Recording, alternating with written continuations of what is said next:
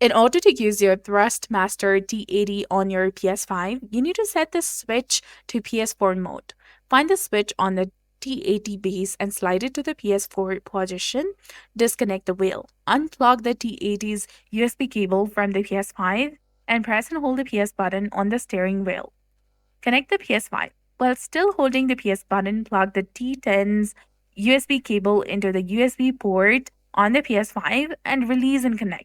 Release the PS button, then press it again, and this signs you into your profile.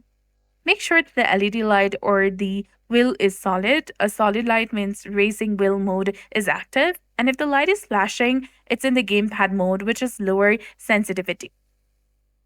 And then launch your racing game, and the wheel should now work correctly. If you have problems, check your PS5 settings like keep application suspended, always connect the wheel before starting the game and all. So that's it for this video. I hope you found this helpful. If you did, please like, share, and subscribe. Thanks for watching. We'll see you again in the next one.